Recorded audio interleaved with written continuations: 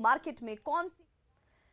और देखिए लगातार हमारी कवरेज जो है वो लगातार जारी और गेस्ट पैनलिस्ट के साथ हमारे रिपोर्टर ग्राउंड से आपको पल पल की जानकारी दे रहे हैं। कुशेश्वर स्थान सीट की बात करें तो यहां पर इस वक्त क्या ताजा हालात है। जेडीयू की शानदार जीत, इस वक्त की बड़ी खबर, कुशेश्वर स्थान से जेडीयू ने जीत दर्ज कर दी है। जेडीयू उम्मीदवार अमन भूषण हजारी यहां से जीत दर्ज कर चुके हैं। आरजेडी के गणेश भारती को उन्होंने हराया है और पहला नतीजा जो कुशेश्वर स्थान सीट से सामने है, जो जीत के तौर पर है, जेडीयू कैंडिडेट अमन भूषण हजारी यहां से कुशेश्वर स्थान जीत चुके हैं। यानी एक बार फिर से जेडीयू ने अपनी इस सीट को बचा लिया है। कुशेश्वर स्थान सीट पर जेडीयू कैंडिडेट जीत चुके हैं। जेडीयू उम्मीदवार अमन भूषण हजारी, जिस जीत को लेकर के जेडीयू आश्वस्त थी, बार बार जेडीयू की तरफ से कहा जा रहा था कि ये जीत सुनिश्चित है, कोई लेकिन परंतु नहीं है, कोई संशय नहीं है, कोई संदेह नहीं है। और इस जीत ने ये तय कर दिया क्योंकि मार्जिन भी बहुत बड़ा। इस वक्त कुशेश्वर स्थान सीट से तस्वीर पूरी तरह साफ हो चुकी है। जेडीयू कैंडिडेट जीत चुके हैं और कुशेश्वर स्थान सीट पर जेडीयू उम्मीदवार अमन भूषण हजारी ने जीत दर्ज की है। उन्होंने आरजेडी कैंडिडेट को हराया है 12,698 वोट। ये वो अंतर है जिस वोट से अमन भूषण हजारी जीते हैं। जीत की औपचारिक घोषणा हालांकि होना अभी बाकी है, जिसे लेकर इंतजार भले किया जा रहा हो, लेकिन जश्न के लिए जो जेडीयू ने तैयारी कर रखी थी 12,698, एक बड़ा मार्जिन, एक बड़ा वोट जो कि अमन भूषण हजारी यहां पर दर्ज करते हुए जीत के साथ अपने साथ जोड़ चुके हैं। आरजेडी के गणेश भारती को उन्होंने शिकस्त दी है और कुशेश्वर स्थान सीट जेडीयू ने एक बार फिर बरकरार रखी है अपने पास। वहीं तारापुर सीट की बात करें तो तारापुर सीट पर अभी सबकी निगाहें टिकी हुई हैं कि यहां पर क्या स्थिति होने वाली है। कुशेश्वर स्थान सीट पर तस्वीर पूरी तरह से साफ हो चुकी है। जेडीयू ने यह सीट जीत ली है। अमन भूषण हजारी जिन्होंने 12,698 वोटों से इस जीत को तय कर लिया है। औपचारिक घोषणा हालांकि होनी बाकी है, जिसका इंतजार भले किया जा रहा हो, लेकिन इस जीत के साथ जेडीयू ने अपनी साख भी बचाई है, सरकार भी मजबूत नजर आई है और कुशेश्वर स्थान सीट पर जीत के साथ श्री गणेश जो है वो जेडीयू ने जरूर कर दिया है। एक बड़ी जीत इस वक्त जेडीयू के खाते में कुशेश्वर स्थान सीट के साथ आ चुकी है। हमारे साथ लगातार गेस्ट पैनलिस्ट जुड़े हुए हैं और इस वक्त अभिषेक, आपके लिए खुशखबरी भी, जश्न का मौका भी, तैयारी क्या कुछ की है आपने कुशेश्वर स्थान सीट की जीत को सेलिब्रेट करने के लिए? नहीं, ये तो वहां के मतदाता मालिकों की जीत है। सभी लोग धन्यवाद के पात्र हैं कि दोबारा उन्होंने जनता दल यूनाइटेड के एनडीए समर्थित उम्मीदवार को अपना आशीर्वाद दिया है। बधाई के पात्र हैं बिहार के लोग, हमारी पूरी पार्टी, पूरे गठबंधन के लोग और आप सभी लोग जिन लोगों ने इतनी बेहतर न्यूज़ कवरेज वहां पर की है। इनफैक्ट हम तो स्पोर्ट्समैन स्पिरिट के साथ चलते हैं। जीत और हार तो लगी रहती है दुनिया में। हम विपक्षियों का भी उतना ही सम्मान करते हैं जितना अपने घटक दलों का सम्मान करते हैं। ये तो लोकतंत्र की खूबसूरती है। बिल्कुल अभिषेक, जरा हम उस ग्राउंड जीरो पर लिए चलते हैं, आपको भी और अपने दर्शकों को भी। हमारे सहयोगी शैलेंद्र हमारे साथ जुड़ गए हैं सीधे लाइव कुशेश्वर स्थान, जहां पर इस वक्त काउंटिंग जो चल रही है उसकी तस्वीर भी दिखाएंगे और बताएंगे। शैलेंद्र, इस वक्त ये बड़ी खबर भी जो सबसे पहले न्यूज़ 18 बिहार झारखंड अपने दर्शकों तक पहुंचा रहा है, जिसका दावा हमने किया था कि सबसे पहले रुझान भी और परिणाम भी हम आप तक लेकर आएंगे। कुशेश्वर स्थान सीट पर जेडीयू ने एक बड़ी जीत दर्ज कर ली है। बिल्कुल, देखिए बड़ी जीत है और सिर्फ औपचारिक ऐलान बाकी है, क्योंकि पोस्टल बैलेट और ईवीएम को दोनों को मिलाकर के एक बार जो रिपोर्ट है वो जारी की जाएगी। लेकिन हम कह सकते हैं कि लगभग 12-13 हज़ार के वोट के करीब में जो जदयू के उम्मीदवार हैं उनकी जीत हो गई है और इसकी सिर्फ औपचारिक घोषणा बाकी है। और देखिए लगातार हम सुबह से न्यूज़ 18 के माध्यम से दर्शकों को पल पल की रिपोर्ट दे रहे थे और हमारे साथ दरभंगा से जो हमारे संवाददाता हैं विपिन, इनकी बहुत महत्वपूर्ण भूमिका थी, क्योंकि अंदर में मोबाइल ले जाना मना है और लगातार ये वहाँ से रिपोर्ट लेकर के आ रहे थे।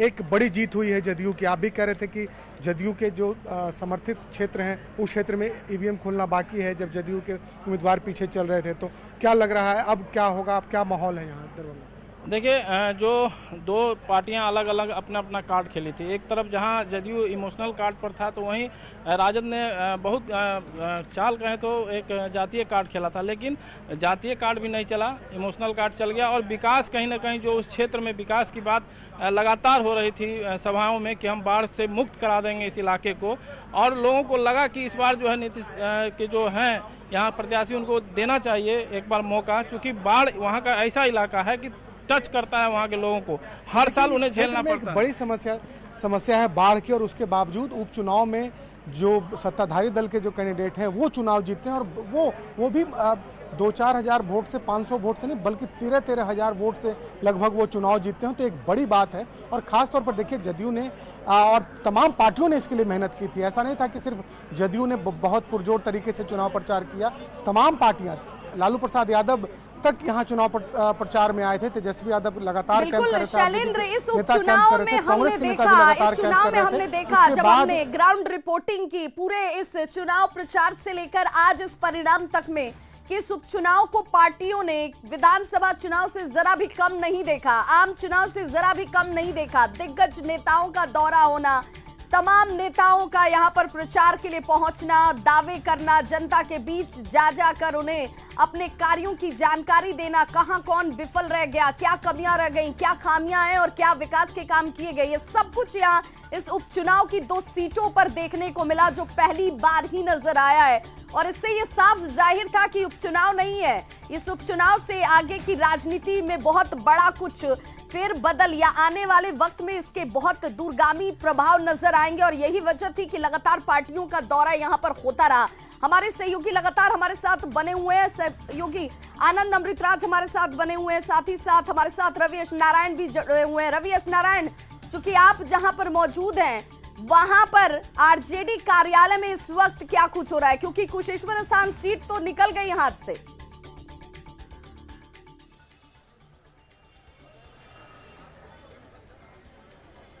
जी बिल्कुल, और देखिए जैसे जैसे नतीजे जो हैं वो रुझान बिल्कुल अंतिम दौर में पहुंच रहा है, वैसे वैसे आरजेडी कार्यकर्ताओं के चेहरे पर जो है वो शिकन बढ़ती जा रही है। क्योंकि इस बार जिस ढंग से कुशेश्वर स्थान हो या फिर तारापुर में जो प्रचार हुआ था, वो किसी भी ढंग से आम चुनाव से कम नहीं था। मामले उठाए गए, वहाँ पे बाढ़ हुए, तमाम समस्याएं हैं। जदयू भी लगातार विकास की बातें करते रहा है, लेकिन हमारे साथ यहाँ पे प्रवक्ता है मृत्युंजय तिवारी। आप लोग लाख दावे करते रहे, लेकिन कुशेश्वर स्थान जो है वो लगभग जदयू ने जीत लिया है। ठीक है, अगर जनादेश मिला है तो उसका सम्मान है, लेकिन हमारे दावे में दम दिख रहा।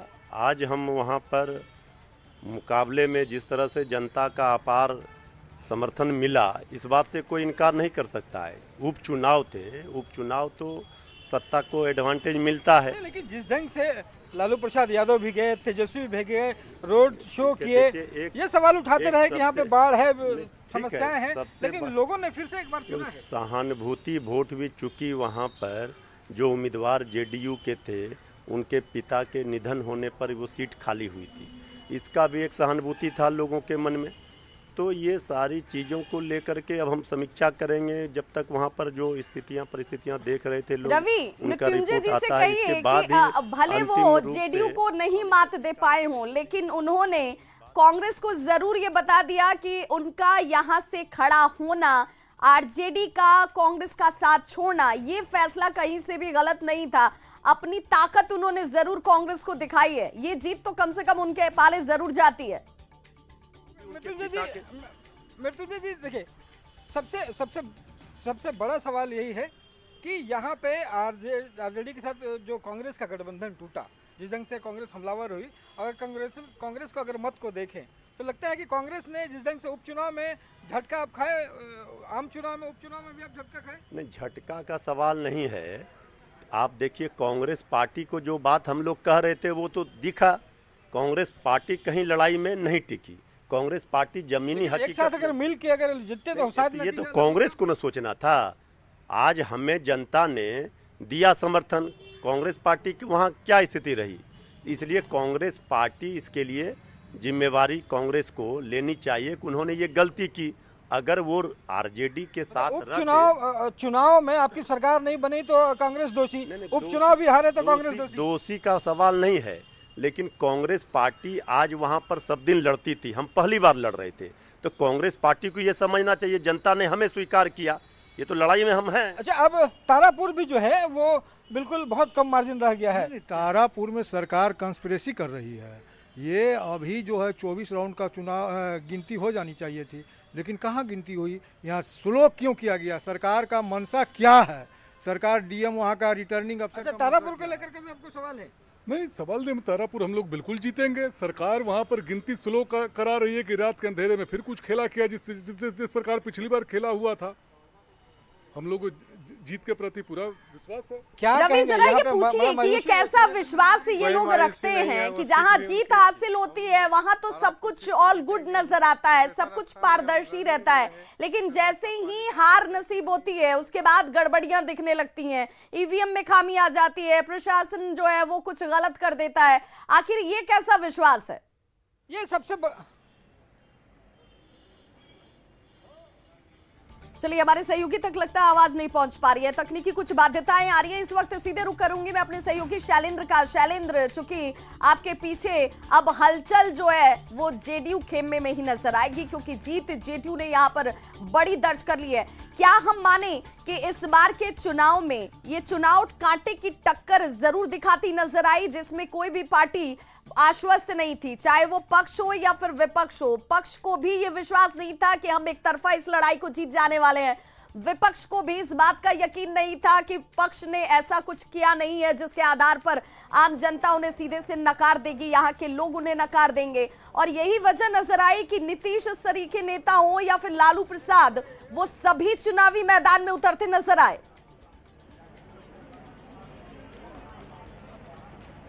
बिल्कुल जाहिर सी बात है और यही कारण था कि आपने सही कहा कि सभी नेता, सभी पॉलिटिकल पार्टियों के जितने दिग्गज नेता थे उन लोगों ने यहाँ कैंप किया और यहाँ चुनाव प्रचार किया। कई आरोप प्रत्यारोप हुए। तेजस्वी यादव सुबह से दरभंगा में बैठे हैं, वो लगातार सरकार पर आरोप लगा रहे हैं, लेकिन जिस तरीके से जनता ने यहाँ जनादेश दिया, जिस तरीके से चुनाव में जीत हुई है, कहा जा सकता है कि एक बड़ी जीत है, क्योंकि यह कोई छोटा मार्जिन नहीं है। लगभग 13,000 से जीत होना एक कहीं न कहीं मायने रखता है उपचुनाव में। बिल्कुल, उपचुनाव में ये 13,000 का मार्जिन अपने आप में बहुत बड़ी बात हो जाती है। और जनता ने, सबसे बड़ी बात है कि जीत जिसके पास गई, जनता ने उसे स्वीकार किया है और अब पार्टियों को भी इसे सहर्ष से स्वीकार करना चाहिए। हमारे सहयोगी आनंद अमृतराज हमारे साथ इस वक्त जेडीयू कार्यालय से लाइव जुड़ गए। आनंद, यहाँ पर कितना आनंद का माहौल आपको नजर आ रहा है, क्योंकि कुशेश्वर स्थान सीट पर एक जीत और एक बड़ी जीत इस वक्त जेडीयू ने जीत के साथ शुरुआत की है।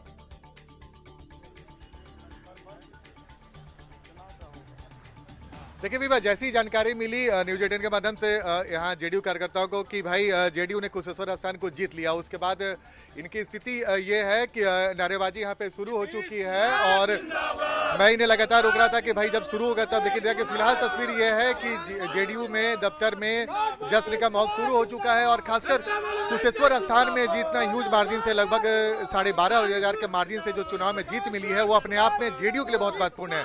क्योंकि आरजेडी कांग्रेस से अलग होकर जब कुशेश्वर स्थान में अपना उम्मीदवार उतारा था, उसके बाद कांग्रेस की तरफ से नाराजगी काफी बढ़ गई थी। लेकिन फिलहाल जेडीयू के लिए सुकून वाली बात है। आरोप, पहले तो आपको जीत मुबारक हो, धन्यवाद। लेकिन दूसरा सवाल ये, साथ ही कुशेश्वर स्थान के विधानसभा के सभी सम्मानित मतदाताओं को अपनी ओर से धन्यवाद प्रकट करते हैं, आभार प्रकट करते हैं। लेकिन अभी हमारे सहयोगी रवि ने बात किया, कोई आरजेडी के नेता थे, उन्होंने करी, ये सवाल उठने लगा है। देखिए, देश के संवैधानिक संस्थाओं पर सवाल खड़ा करना ये कांग्रेस और राष्ट्रीय जनता दल की पुरानी आदत है, पुरानी परिपाटी है। जब वो हारने लगते हैं तो बात की बात है, आज की स्थिति क्या है अमित जी? अभी जो जीत हासिल हुई, ये आप लोगों को कितना सुकून दे रहा है? सुकून के हम लोग निश्चिंत थे।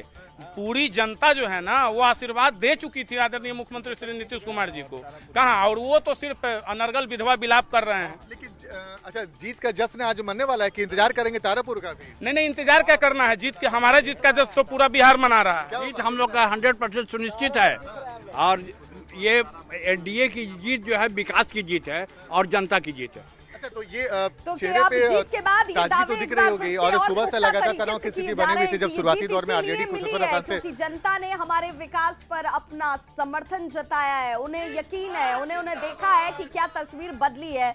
और भारत के अपने तमाम इन तस्वीरों के साथ जो आप देख पा रहे हैं इस वक्त अपने टीवी स्क्रीन पर, ये जाहिर करता है कि कुशेश्वर स्थान सीट पर मिली जीत ने कहीं ना कहीं जेडीयू को एक ताकत, एक विश्वास जरूर दे दिया है कि काम जो किया जा रहा है जनता उनके साथ है। अब इंतजार तारापुर सीट पर आने वाले परिणामों को लेकर, लगातार हमारी कवरेज जारी है। फिलहाल एक छोटा सा अंतराल, फौरन होंगे वापस, क्योंकि अब ये देखिए ये और ऐसे में ये हमारे सहयोगी जो हैं वो लगातार ग्राउंड जीरो से हमारे साथ जुड़े हुए हैं, क्योंकि अब ये जो घड़ी है वो निर्णायक घड़ी है। कुशेश्वर स्थान सीट पर तस्वीर पूरी तरह से साफ हो चुकी है, वहीं तारापुर सीट पर इस वक्त क्या ग्राउंड रियलिटी है, क्या बढ़त इस वक्त नजर आ रही है, क्योंकि ये बहुत खास हो जाता है। तारापुर सीट, जिस सीट पर अब ये आरजेडी की तरफ से दावा किया जा रहा है कि यहां पर ये सीट हमारे ही खाते में आने वाली है, वो कितनी सच नजर आती है। कुशेश्वर स्थान सीट पर जीत के मायने जरा समझ लीजिए, ये जीत के मायने बहुत खास हैं।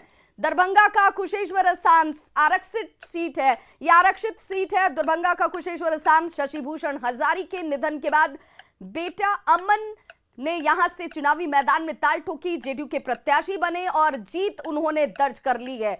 अमन हजारी को जनता की सहानुभूति मिली है, जेडीयू के अमन हजारी को जनता की सहानुभूति हासिल हुई जो जीत में तब्दील होती है।